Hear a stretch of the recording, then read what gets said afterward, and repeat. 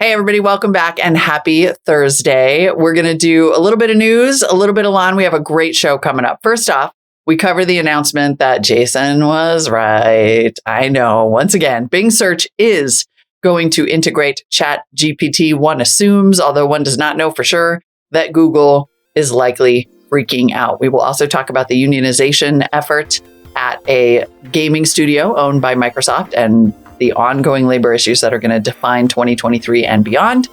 Then Lon Harris joins us to review another movie from A.O. Scott's top movies of 2022 list, Flux Gourmet. Jason, though, went rogue and watched his own movie. We'll talk about that too. Plus the economics of streaming and why some services are canceling titles. It's going to be a great show. Stick with us. This Week in Startups is brought to you by Crowdbotics. Great ideas can change the world, and Crowdbotics is the fastest way to turn those ideas into code. Get a free scoping session for your next big app idea at crowdbotics.com/twist. And Squarespace. Turn your idea into a new website. Go to squarespace.com/twist for a free trial. When you're ready to launch, use offer code TWIST to save 10% off your first purchase of a website or domain. All right, Molly, it is Thursday. We got Lon coming on for streaming, but let's start with the big news. Yeah, there's the big news. I can't believe how often I have to say this on the show. One more time? We're only 5 days into the new year. One more time? You were right. You were so right on this one. Say more. There had not been a whisper of whether Microsoft was specifically going to integrate OpenAI and its technology into Bing, its search engine, until Jason on the show said, I mean, to be fair, like it had been thought, I'm sure, but Jason was like, listen up, Microsoft, get this done by Q1 2023. It's going to be part of Bing. It's going to be incredible. You were like, Google, get it done. Because Microsoft is coming for you and they're going to integrate ChatGPT like features and OpenAI technology into Bing. And we were like, okay, we'll see. And then not 19 days later, the information publishes a big scoop saying, hey, turns out Microsoft is going to challenge Google by integrating ChatGPT with Bing search. And the bells are tolling for Google right now, potentially. Yeah. So, I mean, the question you have to ask is, did I have inside information or did I follow breadcrumbs? Did I have inside information? I mean, did you? I follow the breadcrumbs? The breadcrumbs. It feels like a breadcrumb thing. Okay, sure. That's one interpretation. You could either say JCal has inside information. Or boop, boop, didn't make a trade. Or I could have followed breadcrumbs. Could be either of those. But the breadcrumbs were there. OpenAI. Oh, so let's play the clip. Let's play the clip. We like a victory lap on this show. Yeah, we like that. Victory lap for Jacob. I want to know the relationship between Microsoft Search and OpenAI. I know this investments. I know all this other stuff. They're using Azure, I understand, as their cloud. But I want to know if they have the exclusive right to search. I'm going to make a J trade right now. I'm going to get out of my Google shares and if Google doesn't release a competitor in 100 days. I think Microsoft Bing has the exclusive on this for search. If that is the case, and if Google and Sundar do not release something competitive in 100 days, I'm selling my shares in Google and I'm moving them to Microsoft. This could be the Google search killer. This is red alert for Google. This should be an existential moment for Google, and I don't perceive them taking it serious enough. Look at this.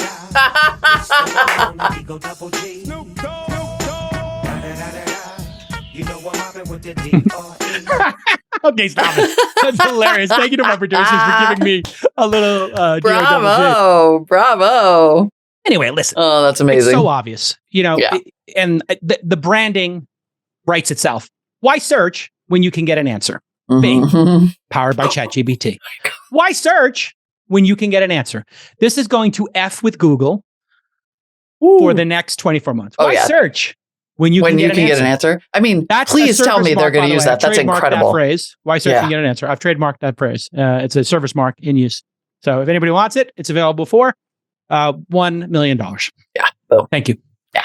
I mean, Bing is now all of a sudden living rent-free in Google's head in a way that has never happened before. let's just like set the context here too. So Sure. Google search, I think we have the market share of each. I believe that Bing is basically second, 85-90% around the world. And Bing is second at 9% market share. That's probably I in remember the that United States, number. but I think globally that follows, by the way. And that's their largest competitor. Yes. So like, here comes Bing. So then the question becomes, is this going to work? Right? So ChatGPT, we know, so this is a way to get inside Google's head without question. Yes. It would potentially, especially if they integrated it and marketed it in the way that you just said for $1 million payable to JCal, be an absolute murder bot, if you will, if it works. Like, we know that ChatGPT has confidently given some extremely wrong information. We know that the cost per search is really high. It sounds like you and Keith Raboy had this same conversation recently about the cost per search. Yes. If the cost per search, is a fraction of a penny for Google. So as Google fixed cost of their network of computers, right? Stays about the same, right? They may have to spend a little bit extra every year. If as a number of searches increases, the cost per search goes down. But people are saying this might be like a nickel or 10 cents every time you have ChatGPT do something. But of course, they're on Azure, and Azure is a fixed cost business as well. So Azure's like, well, we got all these computers set up.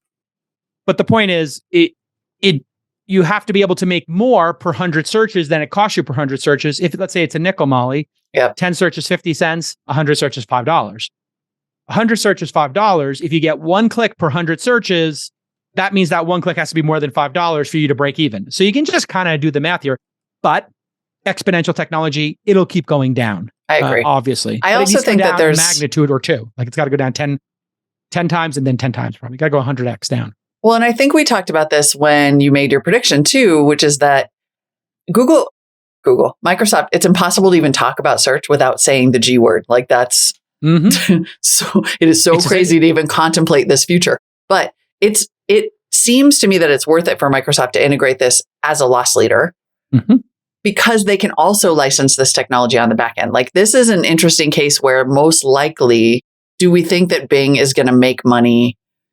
Like, Google makes money when you click on stuff and they make money with ads. Bing may move to a completely different business model, like a subsidized search business model where you get an answer and then they just and then this, every time you and I use it, it trains the machine so that as they license it for Azure and for enterprise clients and for, the Defense Department, like, it just gets more and more and more valuable. And we actually become like mechanical Turks. I got a really easy idea for you, Molly. You get 10 ChatGPTs a month for free. And then if not, it's $6 a month or $9 a year. And then people pay for it. And when you pay for it, you have no privacy track. You have 100% privacy, nothing's tracked. And for $50 a year, you get an answer as opposed to a bunch of blue links. Yeah. And, you get 10 free a month. So if you want to hack it and create a new browser window and do incognito, change your IP and play games, you can. Or maybe in other countries, you're coming from another country, you get it for free. But in the, developed world where people can afford it, the highest cost per, person, in America and Europe, you charge. And then everywhere else in the world gets it for free for now. And then you just, slowly boil the frog and, raise the prices, whatever. But there is an ad model here. So I said before, hey, listen, this is existential for Google because they have the cost per click model. Here's a great model. If you have the free version, every 3 answers, it plays a video first, a 15-second video with the 5-second skip ahead, something like that. So between, let's say, every second or third query, while it's writing the query, which takes a little bit of time, it plays you a 15-second ad. So imagine an app on your phone, full screen. You say, hey, what are the best ways to do a holiday party like we did? Like, what's the best way to do a Christmas party that also includes Hanukkah and Festivus, right? I want to do something with all 3. Boom, it starts giving you the answer. But before it gives you the answer, it plays your target commercial because it knows, based on not what your query was, but the answer it's building. So if the answer it's building, Molly, so just it could even do that within the answer. I remember, like, that was my feedback for ChatGPT. I was like, this would be perfect if I had links to buy all the things you recommended. Sure. Boom. It could be outbound links, it could be affiliate. There's an affiliate. Yeah. There's something about if you, instead of the, okay, let me rephrase this. Imagine if the AI did 2 results. One was the answer to your question, and the second was the best custom-built ad for you having read that answer. So the AI builds the series of links. And then you train an AI serving, like an ad serving AI. Like the thing we're not thinking about, or the thing that I feel like people don't think about very much when they consider the economics of this, is that every interaction is also a training exercise. And so every time you roll this out, you make it better. Like you're outsourcing your marginal cost of improvement of the AI itself. Like, shut up. It's crazy. And this is where Google has to take the hit, cut 10% of their team, get some 10% in a room and say, you have to get this out by this date. They got to be more hardcore. He already said, Sundar, over and over again, we're not performing. People are phoning it in. The whole Hooli concept from Silicon Valley, the HBO show, was people F off at Google and they hang out on the roof.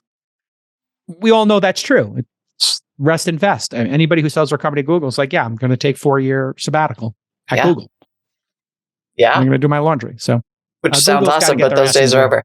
They really do. I also understand some of the fears about doing this, which are that there was in that Reddit thread, actually, the reasonable argument that Microsoft did try already rolling out like an AI-based chatbot, and it immediately went full racist, sexist. Like there are going to be real concerns about algorithmic bias when you roll out something like this at a massive level to everybody. Yeah. Because it is going to start feeding answers that are socially unacceptable based on 100 years of training data in which people have acted in unacceptable ways. Like that's the Apple card.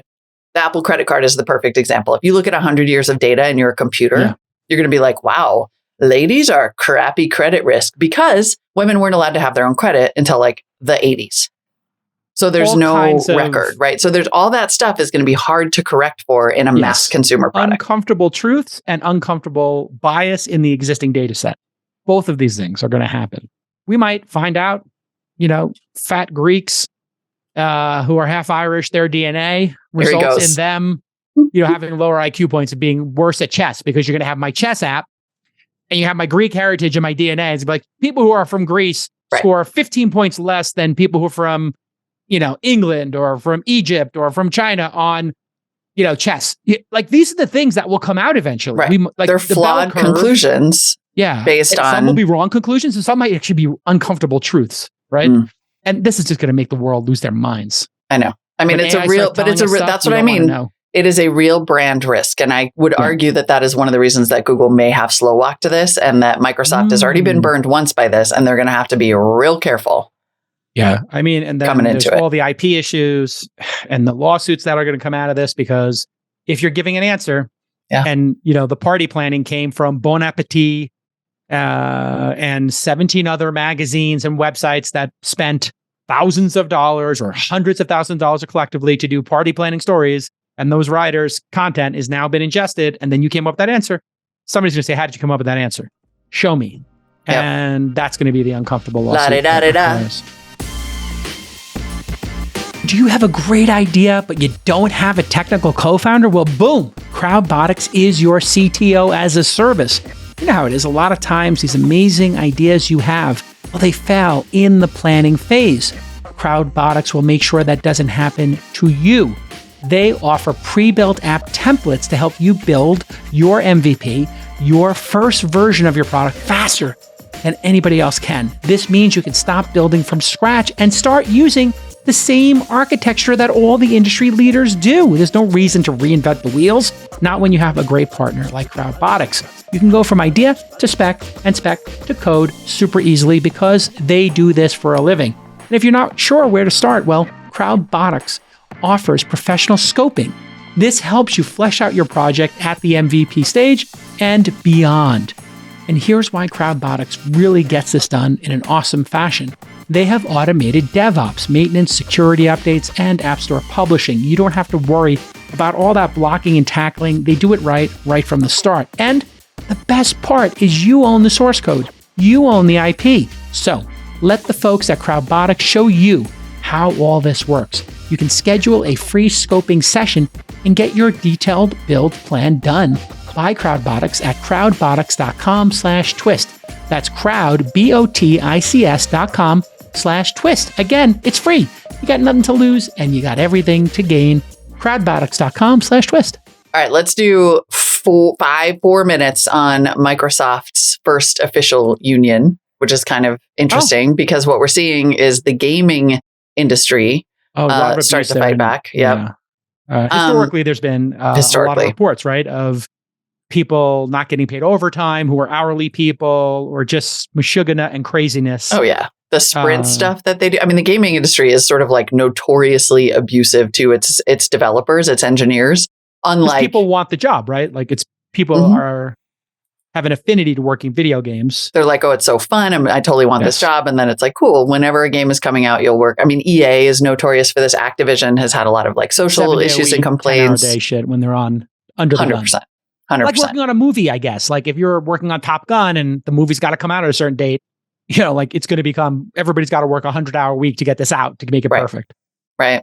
So I think, so ZeniMax is what is unionizing. It's not, it's not specifically Microsoft. It is a holding company of game studios that Microsoft bought in 2020 for $7.5 billion. It owns Fallout, Elder Scrolls, Doom, has about 2,300 employees, and 300 of the employees who work as quality assurance testers have voted to unionize in Maryland and Texas, which includes Doom makers id Software, Arcane and Bethesda, the teams that are behind Redfall and Starfield, which are the big 2023 Xbox exclusives. This isn't a huge surprise because evidently it was part of Microsoft's deal when the FTC sued to block the Activision acquisition. Microsoft said, well, okay, one of the concessions we'll make in advance is that we promise not to oppose any unionization efforts at Activision. So presumably these employees saw this opening and went for it. Okay. Why do people join a union? They feel like they're being mistreated. When do people not join a union? They feel like there's a hot market for their talent and they're better off being a free agent. This is the dynamic, Molly. I'm talking about on an individual basis. If you are you remember Gimlet had like a whole union thing, and the reply all people were like, we're all stars. We make the number one show here. We do not want to be part of the union. We want to negotiate for ourselves. And they got semi-canceled inside the organization or high pressured, like, oh, you guys think you're better than everybody. And they're like, well, we are. We are better. Like, here's our book of awards and here's our ranking. We don't want to be part of a union. We do not want our salaries to exist on a table and a chart somewhere because we're already off the charts. We don't, and so like, Kara Swisher at the New York, she was never a New York Times employee. She don't want to be part of the New York Times union. She wants to, negotiate directly, right? I suppose, or anybody who is a high-end individual. You want to have control. But if you have no power and you're abused, that's when people go towards this. Now, putting all that aside, that's the dynamic. So if you are making this decision for yourself, that's how you should make the decision. Am I in the top 25%? You don't want to be in the union because you're going to be dragged down to the salary and means of the other 75%. If you're on the bottom 25%, yes, you want to be in the union because you'll get pulled up. And a lot of times, I mean, listen, I can tell you, and I'm not going to name names here, but everyone knows where I worked before. I can tell you that sometimes managers, although it is a huge headache when a union is formed and unionization happens, because it can lead to lawsuits and it's a whole long contract thing and it costs you a lot of money in lawyers, it also makes your jobs in some ways a lot easier as a manager, because if somebody comes and is like, I'm a power law performer and I want a 20% raise, they could be like, I'm so sorry because we have this table. So unionization can be a fail for both the employees and the managers. And I sort of feel like for companies, it's so easy to head this off. Like it really is, because there is a fine line between asking people to come all in and work together on a project and then rewarding them and motivating them for doing that. Because there are plenty of people who really like to work really hard on something they care about. So then give them a freaking bonus or some equity, right? But like hey, if we hit 1 million sold units, everybody gets a week off. Everybody gets an extra $1,000, whatever it is. Come up with some incentive and make people feel like hard work is rewarded. People do this when they feel like they're, under the thumb and they don't have any kind of like self-determination, autonomy, right? All of these things start to come into play. There's also another way as a manager to avoid all this. Just fire the low performers and then reward the high performers and explain what you're doing to the team. These are our highest performers. That's why they have these titles and they have this consideration. these things they can do, these parking spaces, whatever the perks are. Totally. And then this is the rest of the company. And then here's the people we fired. And we don't need to like dunk on those people, but they're not here for a reason. And no dig to them. They can work at the post office or some other place, Target, I don't know, some other place where I don't know who has a lower standard than us. Or they might be fine at another company. Like, let's not, like, come on. They're not like, they have value, but they may use, but yes, bad managers refuse to acknowledge that some employees are better than others and manage accordingly. Good managers reward the people who work harder, and then it sets an example. But you still got to cut the bottom 10, 20%. That's what I think is missing in some of these cases. Yeah. So that you have this dynamism. But anyway, you're correct, Molly. The ultimate hot take here is yours, which I will build on. Managers love this. Managers love this because it basically all of the employees who join these unions, they basically are going to a dormitory, putting themselves in a room and locking themselves in. You have now locked yourself in to the asylum. You are now on rails. You have a limited career path. You have to play by the rules. You got to wait in line. You have to become level 1, 2, 3, 3, 4, 5, et cetera, and you got to climb the ladder. Managers love this. And this is what I heard from all the journalism CEOs, because I'm friends with them. They all told me, Jake Al, this is the greatest.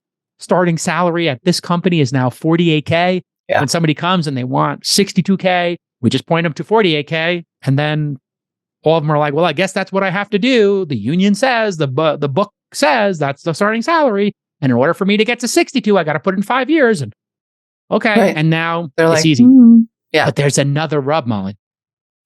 What they also love about this, and this is to the movement against stock comp that Brad Gerstner and people have been talking about, and remote work. Systems are dynamic. There are multiple systems converging at once here, like a superstorm, right? One of them is remote work. One of them stock compensation, right? I joined up stock compensation, and one is this unionization. What these unions are going to do is management's going to look. You're going to say, okay, unions, great. Okay, these are the new structures. Great. We have an office in India, got an offer, we got some group in, these Eastern Bloc countries that are doing great. We got people down in Brazil now. We got the Mexico office. We got this office in this other, Manila, Singapore. What are their salaries? And do they get stock? They don't get stock comp. Their salaries are half. Can I see the work output? Okay, it's 67%, but they cost 1/3. Great. Let's move this entire unit there. And that's where these unions in the media space, they were trying to squeeze the last bit of blood out of that rock of like failing media companies like BuzzFeed or Vice. And when the unions tried to squeeze BuzzFeed and Vice, there's nothing left to give. Those are broken businesses. Yeah. So then the unions were like, yeah, we'll just lay off those positions or move those to freelance positions. Or it's really fascinating. We're at such a really fascinating, because it's sort of like the conversation about raising the minimum wage. And it's like, well, all these companies will go out of business. All these restaurants will go out of business if you raise the minimum wage. And it's like, well, yeah, maybe they should. Not to be awful, but they probably shouldn't exist if they can't afford to pay people, right? Like restaurants should probably cost more. And if they don't, they will go out of business, right? Yes. Or they'll find really, really low price people to abuse. Will say, oh, the right amount for me to pay to go out to eat is that person needs to get paid $15 or $20 an hour to be my server. Right. And if I'm not willing to pay, if that person serves 3 people an hour and I'm not willing to pay $7 additional for my food for that person, my pro rata share of their salary, then maybe I should eat at home. Yeah. And we're going to be having that conversation about productivity right now too. It's such a weird time. We're going to be talking about labor, like 2023 trend. I think we even said this in the prediction show. We are going to be talking about labor constantly. It is like versus globalization. The story. It's going to be a big story. And if you have any ideas around it, or you're having experiences inside your startup, email producers at thisweekinstartups.com. We'd love to hear about it. Hey, next up, it's Thursday. Let's talk to Lon Harris. Let's go to the Lonster. Yeah. We're just there's a movie I'm going to talk about. I didn't say it during my review here, but I might have gotten a little emotional. Oh, spoiler alert. When he talked about it, I was like, keep it together. I'm scared to watch it because it's going to be an ugly cry. The movie I talk about, just to keep you from, changing the channel. I did cry at the end of the movie because I just thought about my daughters and my relationship with them, and I was trying to be a great dad, and it was just like, bink. And I was like, oh no, I'm crying. I'm not supposed to cry. And I was like, oh no, it's okay for me to cry. I'm not a toxic male. And then I had this whole thing in my head, but I'm not supposed to cry. I'm supposed to be samurai J-Cal. But it's okay for me to cry about something that matters to me, like my relationship with my daughter. So I was like, okay, it's okay to cry. But this is what you're manipulating me right now. It is, God, it is really hard to be you guys. It's hard to be a guy. Molly, who's looking out for J-Cal? He can't even cry thinking about it. And we're done here. Yep. So next up, Lon. So, I mean, really, like you were so close. You were so close. Hey, who's looking out for Lon Harris? So close. Lon is coming up next. Listen, if you want to be an entrepreneur or you want to do a side project, Squarespace is an amazing place for you to start. Why? Well, it's the platform where you can build or sell anything. I've been talking about Squarespace for a decade because it is the absolute best place for you to take that first step in being an entrepreneur or starting a project or even putting up a portfolio of your work. We love it at launch. We use it for all our different projects. When we have to put something up like remotedemoday.com, man, we can get it up and running in minutes. The feature train from Squarespace just keeps coming. The product velocity at that company is exceptional. And when they ship it beautiful. Beautiful templates, inventory management APIs, advanced analytics, 24/7, 365-day a year, award-winning customer support. And hey, it's going to look great on any device. They also have appointment scheduling. So let's say you're a trainer or something, or you're a coach, and you need to manage appointments. Great. You want to take payments for content or for a product. You can do that. You don't need to hire an army. You just need to go to squarespace.com/twist and start a free trial. That's all you need to do. Squarespace.com/twist, and make sure you use the offer code TWIST for 10% off your first purchase of a website or a domain. You can get your domain there at the same time. We love you, Squarespace. Thank you. On behalf of all the startups, capital allocators, and tech enthusiasts who listen to this podcast, for being our longest running partner. It means the world to us. Squarespace.com/twist. Use the promo code TWIST, please. Hey, everybody. It is the first Thursday of the new year. We have some unfinished business from last year. Still, we're working our way through some of the movies. Still, we're going to do two more from the AO Scott list. Title this week. Yeah, I'm excited. And then, exactly. And then we have some streaming news and not a lot of time with launch. Should we start with Gourmet Flux? Should we just open there? I didn't get to watch it, so I have a confession to make. I didn't get to watch it. I fell asleep last night. But I'm going to let you two go. It's really a shame we did not. About the one I did see. Okay. We should have recorded our pre-show. Well, Gourmet Flux is the first one that I couldn't do. I had to turn it off. Flux Gourmet. I'm sorry. Yes, thank you. Flux Gourmet. Flux Gourmet. A.O. Scott's list of top 10. Yes, do we remember where it was? This is number 8 on the A.O. Scott list by a British filmmaker named Peter Strickland. He's previously made films called In Fabric, Berberian Sound Studio, sort of an offbeat, peculiar horror and genre films are his specialty. Okay. This one even mixing it up even more, kind of a dark comedy, satire of the art world, but with some horror elements as well, I would say. And it's it's a meditation on farts. It is. It's the whole movie is about farts. Fart humor. A lot. I mean, that's basically the plot. It's basically the plot. At an art collective, they do what's called sonic catering. So every month, a different group of artists come in and does a residency there. And it's always about making interesting soundscapes and music out of food. So chopping food, cooking food, blending food, anything having to do with food. ASMR for food? It's totally an ASMR movie. Like performance art involving food stuffs, basically. But it's all being told from the perspective of the sort of writer who chronicles. He stays there all the time, and he chronicles what every group comes in and does, their experiments, their take. He's our narrator, and he is suffering from terrible stomach problems, indigestion, gastric troubles, including he can't stop farting. And so we're following the film and all these adventures from his perspective, but it's largely about his digestive issues. And then one of the members of the collective becomes kind of fascinated by his issues, and they start pushing him to start doing these gastric tests So he's getting public. colonoscopies as part of the performance art now, and there's fecal integration. Like his stool samples become part of the Molly looks performance art. mortified. I don't know if it's I turned it off because of the This is the first one that I actually turned off. I was like, you know what? No, I was like, the power's going to go out any second now, and I'm not wasting my last few minutes on the rest of this movie. I know exactly where. As soon as I see her spooning poop into a little jar. And wanting to be more, and the whole setup is that she's like wanting to push the envelope more and more and more. Now we find out later, it's not exactly what you think. I will tell you, spoiler alert, it's not. Fast forward for 2 minutes. Even in the context of the movie, it's not real poop. It's performance art. She's using chocolate to simulate. So we don't know that at first. It's that you get hit by the disgusting, oh my God, she's smearing poop on herself. And then the next scene we find out it wasn't. It wasn't.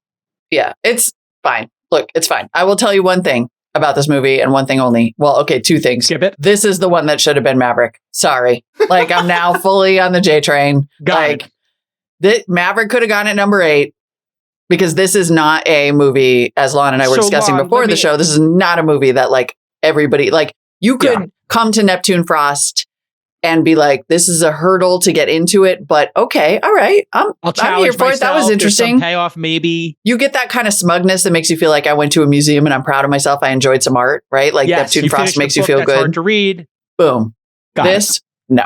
This is it's a cult movie for cult movie fans. As soon as I saw this, I had seen this movie before A.O. Scott published his list because I'm a Peter Strickland fan. I like Berberian Sound Studio. I like Dirk of Burgundy, some of his other movies. So I checked out this as soon as it popped up on Shudder. But this is for movie people. He makes weird, experimental, odd, thoughtful, artsy kind of movies. Through the mind one thing, though. One thing. The actual real one thing, Gwendolyn Christie from Game of Thrones, Brienne of Tarth from Game of Thrones, is in this, and she's so amazing and fantastic and mesmerizing and kooky. And I'm just going to basically go and watch everything that she's in. That's my new list for 2023. What is like Gwendolyn Christie in? In real life, she's like famously, she's always dressed. She's got like this crazy wardrobe, and she's always dressed in like big, showy, exotic. She's a very flamboyant dresser, and always in these crazy gowns and whatever at events. I feel like they purposefully played on that in this. Her character always is in really weird, wild, elaborate costumery. Like if Oscars were really given for the full breadth of all kinds of movies, this would be one of those things you'd look for. This would get a costume or an art direction, right? Oscar, but like 100%. Those always go to like period films or whatever, but like the costumes in this are wild. Her outfits in this are absolutely crazy. Amazing. So there's no reason on planet Earth for anybody to see this movie except if you're not true at all. It's funny, it's weird, it's interesting. He's making he's doing a lot of interesting stuff with sound. I mean, it really is like legit arty movie people. It's a very should totally see this. And it's about how like the only way I think here's what I think it's about. You could make up, it could be about anything. It's very ambiguous, but I think it's about, as humans, we only have these weird sensory ways of integrating with the world. The only thing we know about the world is what we can see, hear, smell, taste, touch. And it's deceptive, and it's odd, and it's sort of mechanical in this weird way. And I think that's what he's exploring, is like how different our experiences are of the world, because we're all accessing it through these sensory experiences that are able to be manipulated and are subjective and are. And if you have to, if you have to fart all the time, you can't pay attention to anything. Right. All right. What did you watch? Okay. So I watched After Sun because after this A.O. Scott horrific list, I thought, you know what? Neptune, whatever, kind of felt like, I kind of felt like that I want those hours of my life back. Oh, I'm just saying, I would reallocate that to another film.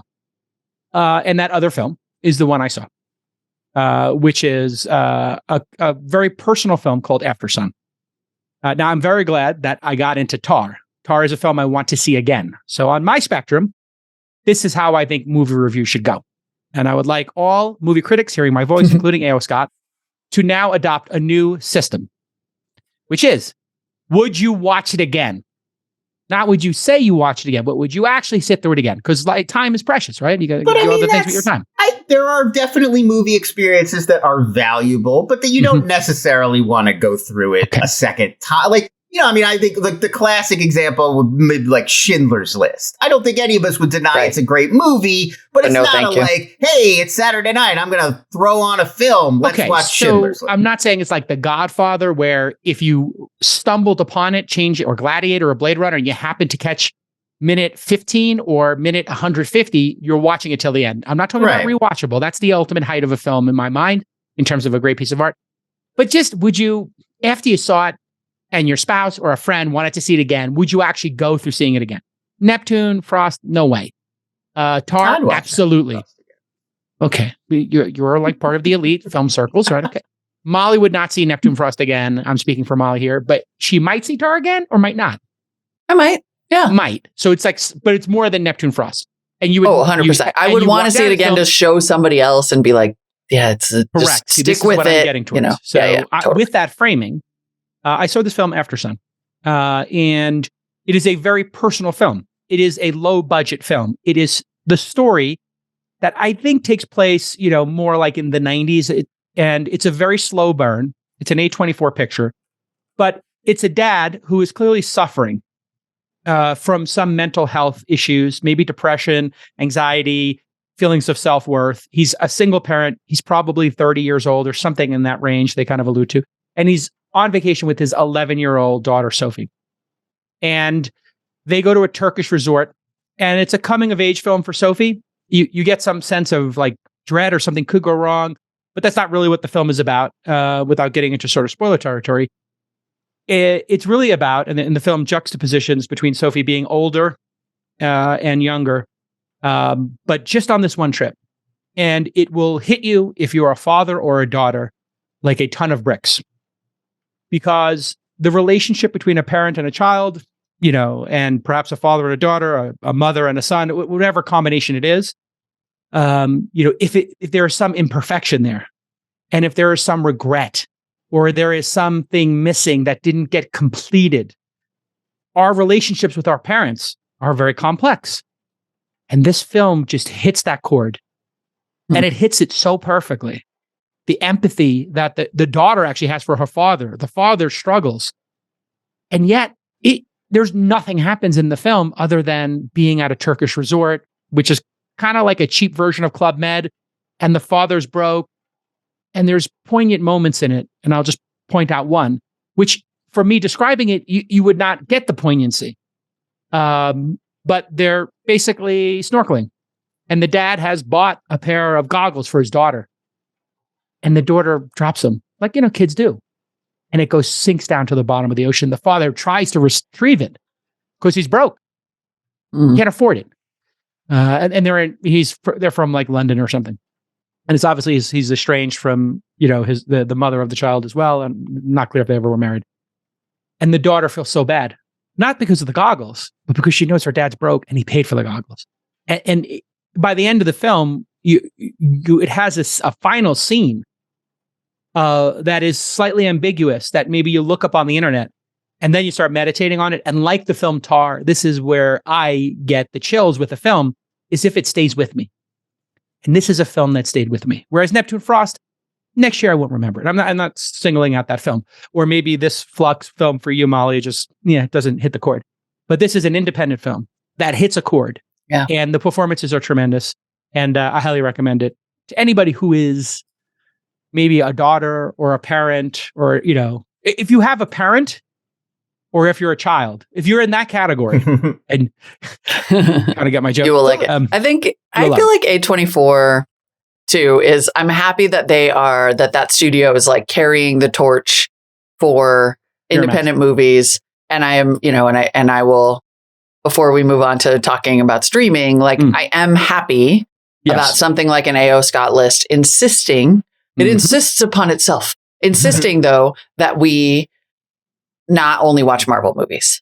Right. And that I not only default to Jack Ryan, but it's a good, it seems like even for you, Jason, it's opened your aperture. Like maybe you wouldn't have watched After Sun if you weren't sort of in the mood to step outside of Star Wars for a minute. So thank you for the provocation, A.O. Scott. And this is a first-time feature. Charlotte Wells, this is her feature directorial debut. She's made some shorts. So, like, this is exposing a new voice. You know, I mean, now this is a filmmaker that the next Charlotte Wells film, you'll be like, oh, she made After Sun. I want to see this. Right.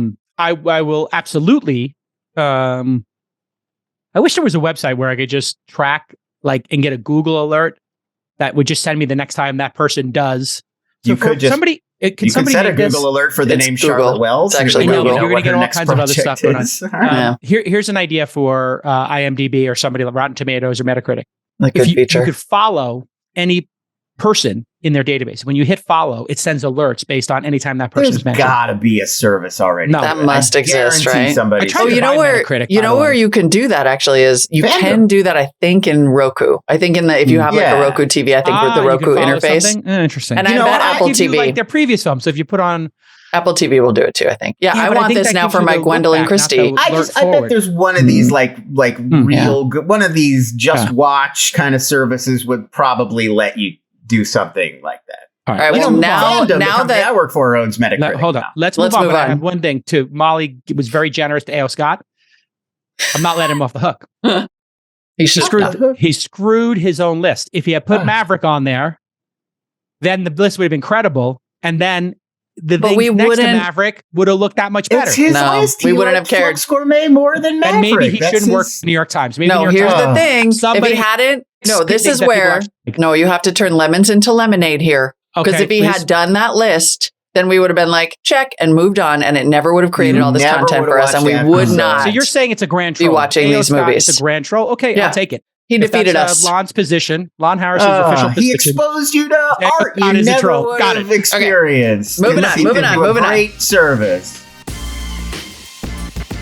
Hey everyone, it's Molly Wood, co-host of This Week in Startups and managing director here at Launch, where our mission is to back builders and help build founders. One of the ways we do that is with our 2-day intensive Founder University workshop. It's free for any founders who have launched their product but haven't yet raised a Series A. You'll learn from industry experts on sales, hiring, product growth, the true nuts and bolts of starting a company. Previous topics in Founder University include how to run a sales team, negotiating a term sheet, raising your round, how to build features that move your metrics, storytelling for investors. I do that one. That's my course. It's tactical, it's intensive, and it's free for founders. To date, we have actually hosted 24 Founder University 2-day classes and had over 2,000 founders participate. Apply now at intensive.founder.university, and I hope to see you there. We got to keep going. Maybe now that all these streaming services are facing so much competition, they could consider innovating with cool new features like follow your favorite artist and get notified when they release something new, as opposed to their current strategy, which is just kill everything that you like real quick because it's too expensive to keep making stuff. So streamers have been dropping content like crazy to save money. This is now spread to Starz. It includes Netflix, which canceled $18.99 after one season, a show that people apparently loved. It's from I don't know if you guys ever saw Dark, that very well-regarded German. It was a German language series that had a real strong sci-fi kind of puzzle box element, time travel. Very well received. One of Netflix's first big international hits, like one of the first indications, like, oh, they can grab stuff from foreign markets and make it a worldwide sensation. I think this was even before Money Heist.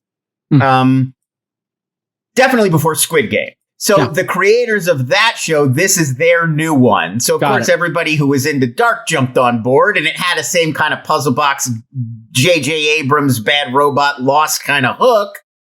They were planning on a 3-season arc. So season 1 ends on this huge cliffhanger. Oh, no. And then Netflix just canceled. And then they killed it. See, this reminds me of like, my brother and I have this years-long joke that's not a joke, which is like never get into a Fox show. Because I feel like Fox was legendary for this. They would always you would get into something that was kind of cool. Like Almost Human is the example that always comes to mind for me. And then they would just be like, it's out. So, but this is also becoming more and more common, like not just killing stuff when it's, still the baby in the crib, but also removing content, presumably to save money. Residuals. So Yeah, Starz has pulled 3 titles, Dangerous Liaisons, Becoming Elizabeth, and Step Up from its streaming service. It's not clear why they pulled those. Of course, HBO Max pulled season 16 through 31 of Looney Tunes and 78 episodes of The Flintstones and Westworld and all of that. So like, talk about how the economics are becoming a lot more ruthless in streaming, whether it's killing stuff because it just didn't get a big enough audience. I thought we didn't have to care about audience in this new world of streaming. Yeah, I mean, obviously Netflix was looking at $18.99 numbers. Season 1 cost about $60 million. So that's a big expenditure for them. That's a costly show. So they were looking at, look, if we go in for another season of this, that's $60 million more we're throwing at this show. And I have to figure that the season 1 viewer numbers were disappointing or at least well below what they expected post dark. So that's got to be the explanation there. The Looney Tunes thing, we found out there was like a deal between HBO Max and Warner Brothers. Like HBO Max was paying a certain lump sum every year to Warner Brothers for these rights. And they just didn't want to do that internally anymore. So they pulled all of that content. So that was a personal deal. Like, I don't want to spend money with you because you're a competitor, yada, yada. Well, it was intra-company. Warner Brothers is owned, HBO Max. They're both owned by Warner Brothers Discovery. So it was just this intra-company deal that they stopped doing. Possibly because they're going to start licensing these Looney Tunes episodes somewhere else, or they're going to move Flintstones somewhere else, or whatever. Because they're not explaining the economics of why this is happening. Sometimes it leaks right in the trade press, like you're explaining, Lon. But one of the problems here is expectations. People sign up for a service, Molly, expect that they get everything because that's what you said.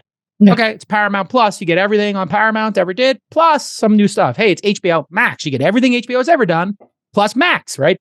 CNN Plus. You're going to get all the CNN plus some other garbage that you would never watch. That was the promise. And so managing expectations is the issue here. And then they don't explain any of this because explaining it would seem kind of marauding. It's like, well, we'd have to pay 17 million residuals for this. We need to cut 175 million. And this is 10% of the cuts we have to make. And so it was an easy cut to make. I heard people on another podcast and they were kind of going crazy. There was another Netflix series that people were like, oh, they're canceling this series. And it's another example of canceling a series that includes, this identity politics type, whatever. I bet it was Warrior Nun is the other big recent cancellation people are very mad about. They're very mad about this. And they're saying, hey, this has something to do with identity politics. I like that word better than woke because woke is just a stupid honestly, word. Don't use either. Representation. But there is some representation. The claim was this is being taken off air because of who the person is. It's a trend I saw. Right. Well, and I mean, we don't know if that's happening. This is a large scale trend that's happening to all kinds of shows. But I think the point would be, yes, Warrior Nun, it's got a diverse cast. It's a show that's good for expanding Netflix's representation. Right. And so when you cancel shows like that, you're narrowing the field once more. But is there something to Netflix cancels? Because this was the trend. I mean, we have no idea, right? Well, they're not going to say that. I mean, is Netflix canceling more of these shows than the average show? I would have to, you'd have to look at numbers. Like, that's another thing that David Zaslav has been accused of many times with HBO. Like, they're cutting stuff like Legendary, which is that ballroom drag culture reality show and a lot of stuff like that then these groups are coming and saying, well, this is narrowing the representation that's available on HBO Max. And there was a cancel Netflix trend. But whether or not it's intentional is almost whether or not it's intentional. It's happening. It's happening. Molly's point, yeah. I mean, I would say that the answer to whether shows with more diverse casts and greater representation are being canceled at a higher rate is almost certainly yes. And here's why: because of audience, right? Like one of the promises, one of the expectations of streaming was what I just said, which is that we would be freed from the expectation that everything had to be a huge watercolor hit, because that's not how streaming was supposed to. Water cooler hit. Thank you. Yeah. That there would be the opportunity for lots of different flowers to bloom. Long tail. With potentially smaller audiences. And so if you make a show that primarily appeals to, let's say, young Asian women. Yep. I'm not saying nobody else is ever going to watch that show. I watched a few episodes of Warrior Nun. I thought it was fun as hell. Yeah. But what I'm saying is if you make a show that primarily appeals to that audience, it is likely that it will have a smaller audience. Right. And if you achieve that, and if you achieve that, and then all of a sudden your economics get way more ruthless, and they hadn't had to be for a long time because there wasn't any competition. You were Netflix. You just could keep out pumping out content. Then that is the first place you're going to start. Yeah. Economically. And then socially, that sucks and is going to look bad. But it ultimately comes down to the real thing that we've been saying about content. I mean, I must have said this on this show a million times and always before, is that it's a freaking sinkhole for money. Yeah. Making content is expensive. So this is where, I think you made a great point there, Mark. This is where, Lon, I think communication and transparency, because what people were saying is, Netflix, Warner Brothers, Zodslov, they all make these decisions willy-nilly. There's some metric. They're not, they got their own internal bullshit metric. BS metric that they go by. In a vacuum, this is my message to General Zodslov and to HBO and everybody else who's, canceling stuff. It's reasonable in a down market. You got to cancel stuff. We understand. Right. Cut budgets. You have to explain yourself. You have to be kind to that piece of IP. So what does it mean? Well, you should say, listen, we have 4 tiers of shows. These are our blockbuster shows. These are our above average. These are our average. And these are the ones that are more niche. You don't have to call it underperforming. You say these are more niche. Call it niche, boutique. Mm-hmm. And you could say this falls into our boutique budget, and our boutique budget has been cut. And that's it. Just a little bit of explanation. You don't have to give the raw viewership, although I think Netflix should, but I think they don't want to tip their cards to competitors as to what's working. They don't even give, Lon, correct, your viewership to Adam Sandler or anybody. I've heard like Adam Sandler or other people, Chris Rock, talk about when they do a show now on streaming, they don't know how many views it got. They literally don't give it to them. So the unions, and this is what Ben Affleck is doing with Matt Damon, is they're coming up with their new studio. I think they should say, hey, if we're going to give you content, you've got to give us the metrics. So no more hiding metrics. We may be on the verge of this trend reversing or changing anyway because of advertising. It sponsors demand specifics. They don't want, 40 million hours of this were watched in the first 3 days, like all Netflix's little games that they like to play. Yes. Hershey. Minutes watched. Anheuser-Busch. Like, they're not playing. Impressions. Ford doesn't play those games. They're like, how many people is this being shown to, just give it to me straight. So because we're seeing the ruthlessness, but not the transparency, like 100%. Right. So there's a lot of preparing for that. Now that Netflix and all of these platforms, Disney, they're starting to integrate ads. They're going to have no choice but to have more transparency around viewership on at least some of these shows. Yep. All right. On that note, we got to go. We got to go with Lon. We got to go. But we'll be back next week. Lon, tell us what to watch this weekend. Yeah, do it. Oh, my God. What are you watching? It's a rainy weekend. There's Kaleidoscope on Netflix, which is their new heist show with Giancarlo Esposito. You can watch it in any order. Oh, I heard about this one. And they're all narrative experiment. Colors. Yes, every episode is named after a color, but except for the finale, which you have to watch last. So Kaleidoscope, you can watch in any order. You can watch in any order. Orders that people are saying are the right order. Should we? Well, it'll change your perception of what's happening based on what should we do? If we watch it this weekend, should you go on the internet and say, what's the best Kaleidoscope order or not?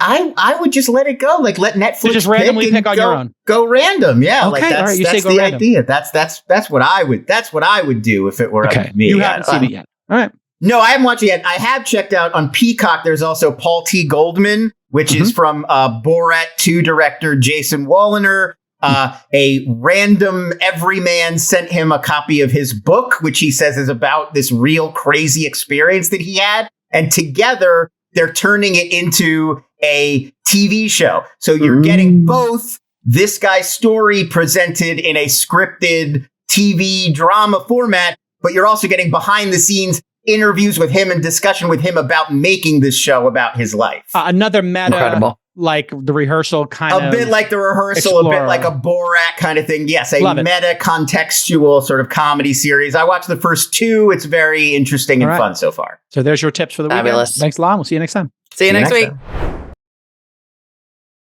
right, everybody. Thanks for tuning in. We will see you back here tomorrow with 2023's first edition of OK Boomer, plus news from the week and whatever breaks overnight. See you then. Bye-bye.